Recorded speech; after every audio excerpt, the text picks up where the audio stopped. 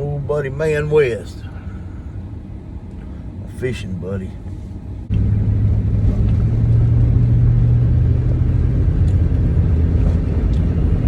Good morning, YouTube.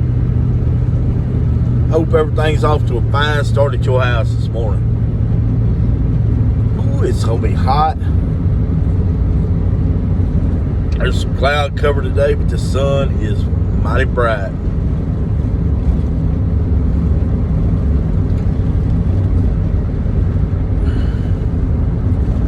We're going out here today to inspect the belt and the clutch on a Yamaha Viking.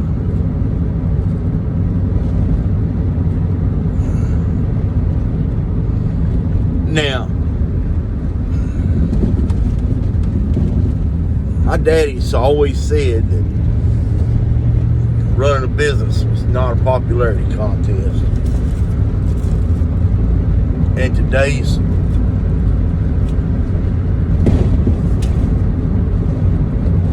call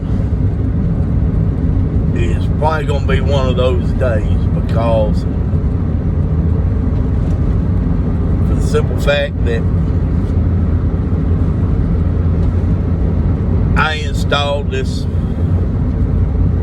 engine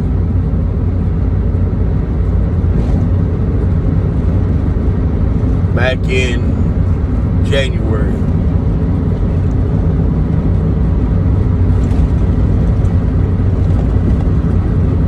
Nut backed off on me, burnt the original belt up. No problem. I put a new belt on it.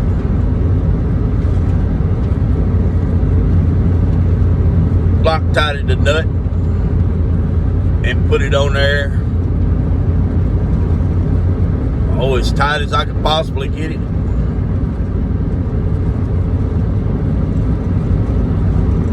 I put it on there with my earthquake impact with a brand new charge on it.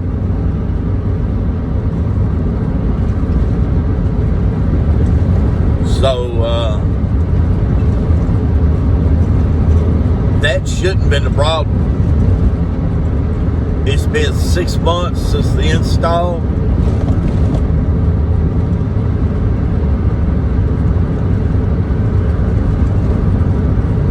Customer said that it was getting up to about 18 miles an hour and then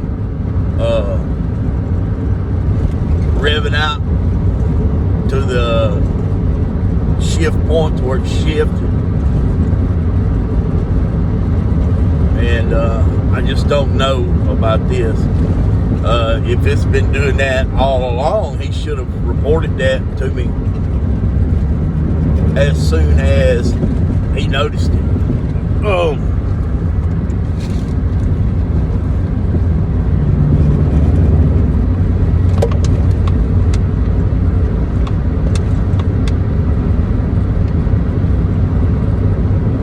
I'm gonna call the place where I bought this this belt, find out if it's covered under warranty.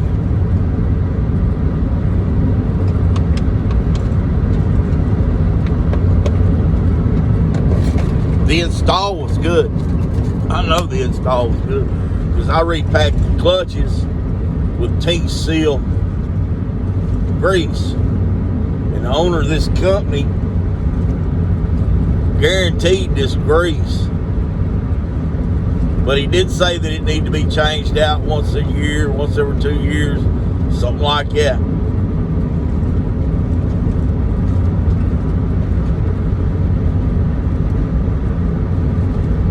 So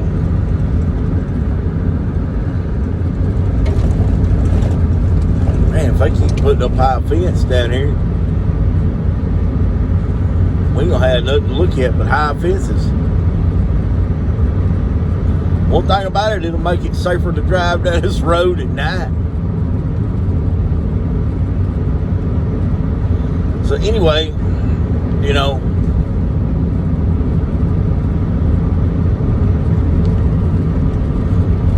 so I'm going to suggest to the man that he needs a clutch kit springs, rollers, clutches, the whole 9 yards.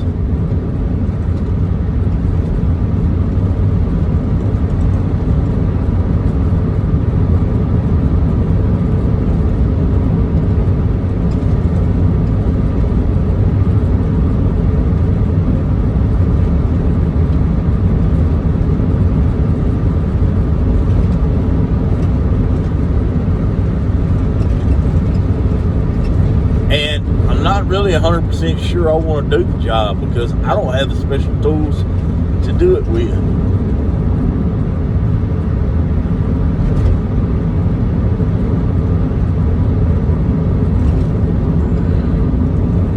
In fact, before I get very much further, I'm going to stop and see how much its spring compressor is.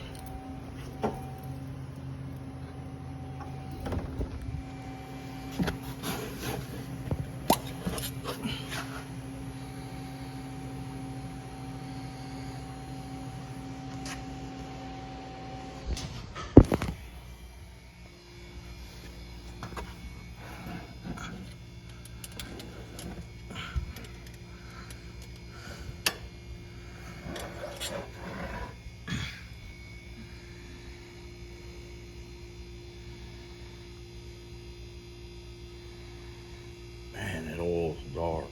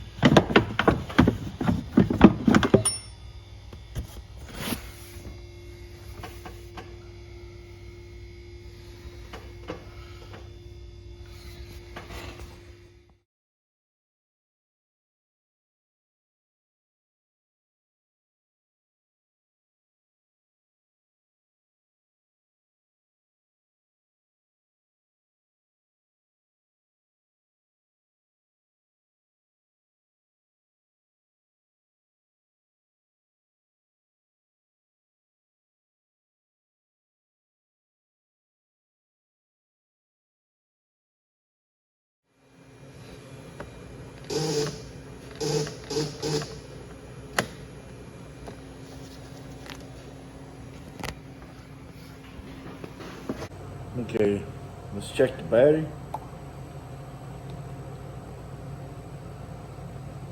Oh, it shows 12.57 volts. Yeah.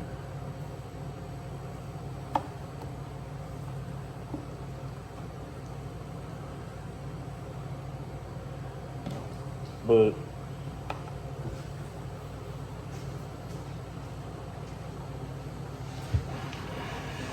that terrible sound, where's it coming from? Set for a second. Sounds like a mad locust. So I'm gonna get in here and I'm gonna turn the key on and I'm gonna feel each relay. See, I can reach through there and feel them. Bump the key, and then there it is. That's the component that's making the noise. So now I know where to start checking. That terrible racket. coming from the solenoid.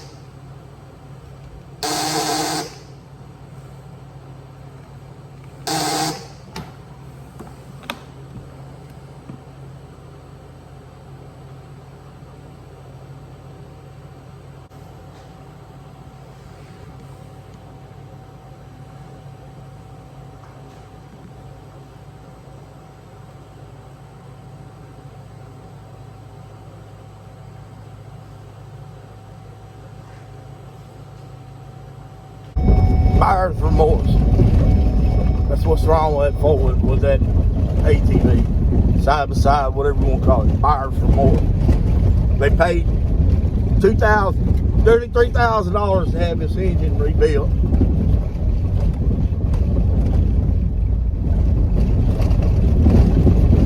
They paid me a big bunch of money to install it.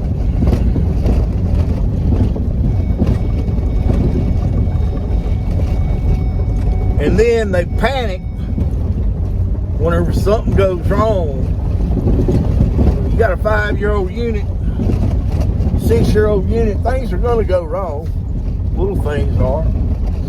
They changed the oil in it. They changed the oil in it the way they said, the way it was supposed to be, but the oil still looks dirty. I didn't like the way the oil looked.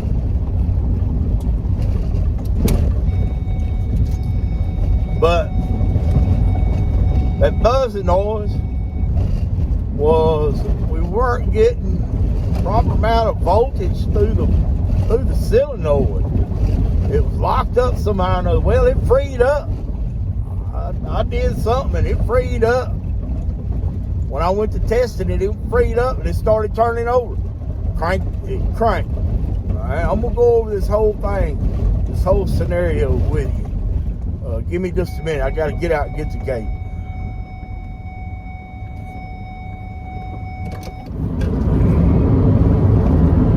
Buyer's remorse is whenever you spend too much money on something and you're worried that it was for nothing. You're worried about your warranty because his warranty is going out and his warranty is out. Okay, he's worried about that. And okay. Now, let me tell you what I found. The starter was locked up.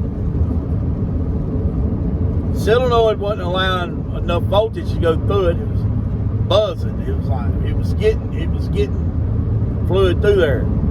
I went back there and I hit it with my test light, the starter, and it started started right up like nobody's business. We tried it 10 or 15 times, it didn't do it no more. Okay? So at that point right there, we were able to do some checks on it. Got to check it. I pulled out my evacuation pump, and I drained 3/4 of a quart of oil out of it before it come down into the normal range. It had too much oil in it.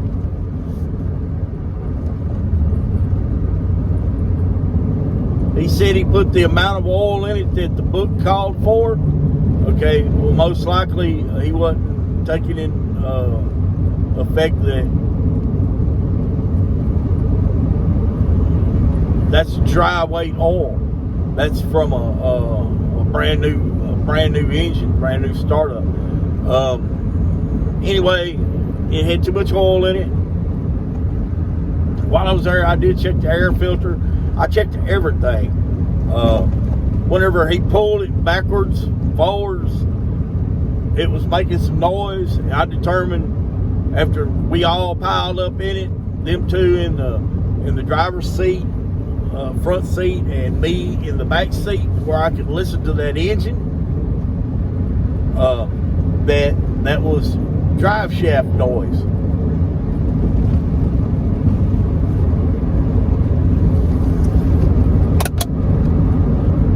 Alright, so he kept saying, man, it feels like the emergency brake is on, da-da-da-da-da this, da-da-da-da-da that.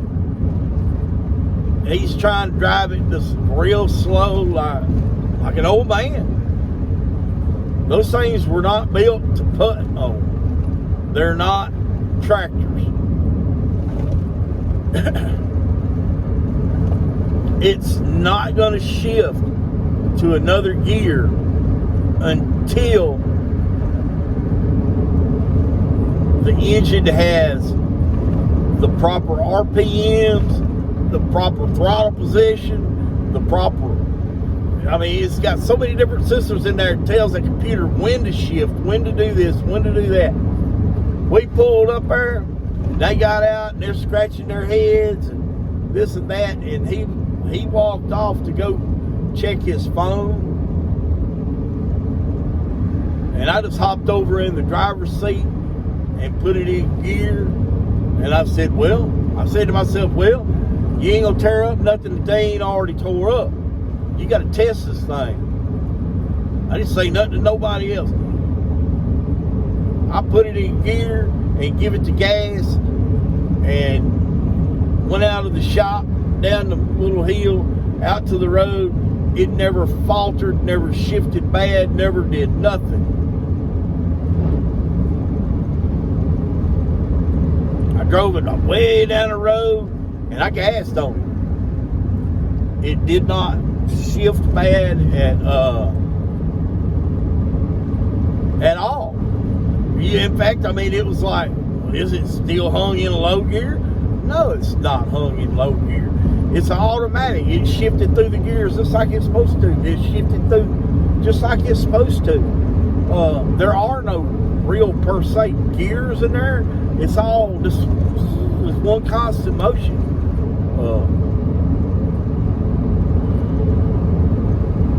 So I did that.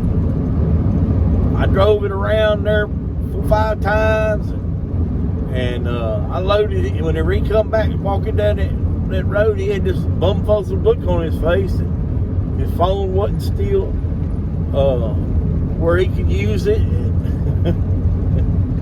And I just motioned at him to get in. He got in, his helper jumped in, and we took off. We're doing 20, so we go to the gate and back. This thing ain't stuttered a bit. We stopped, I took off. Stopped, I took off. Running all the way up to 25, 26 miles an hour. Man, this thing is performing like a brand new machine. Just like it should.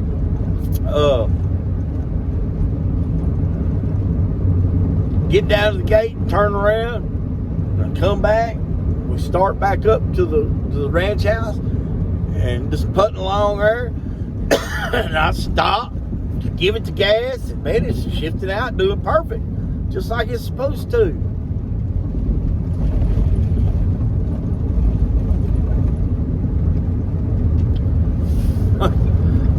I said, man, I said, you know, we're riding along there about 25, 26, 27 miles an hour. And I look at the speedometer, and I just kind of pointed at it. I said, it's a pretty comfortable speed right here for me. Oh, he says, oh, well, if I catch these boys driving this thing this fast, then they're fired.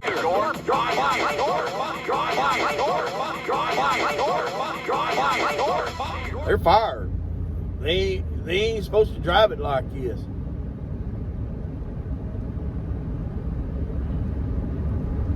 Okay.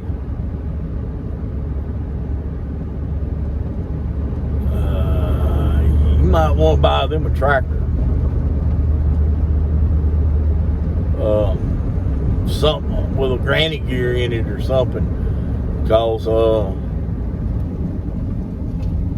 if you take these high performance machines like a Viking is,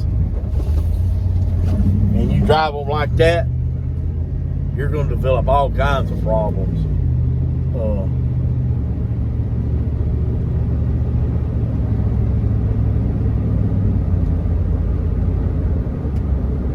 Yes, you are.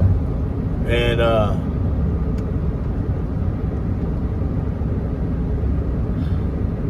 you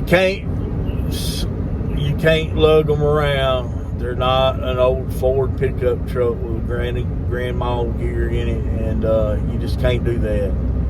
For one thing, they'll get hot, and man, yeah. So I would be willing to bet that's 90% of his problem right there.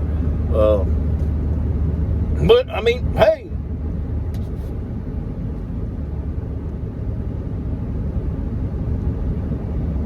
He seemed happy. I felt happy. It's performing just the way it's supposed to perform. So what are you supposed to do?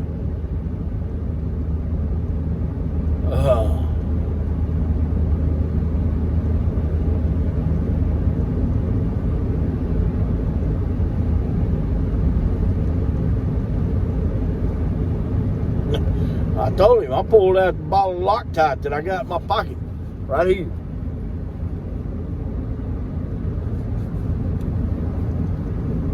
Normally I keep big bottles of Loctite, and I don't use a lot of red Loctite. Red Loctite makes it real hard on mechanics, real hard. And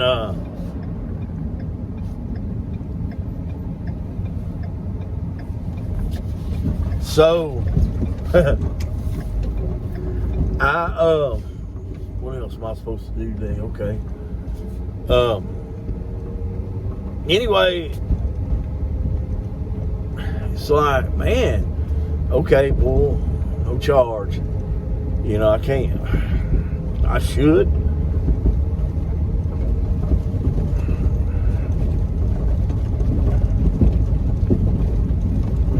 It's crazy. I know what I need to be doing. So, what do you do? Well, there's nothing wrong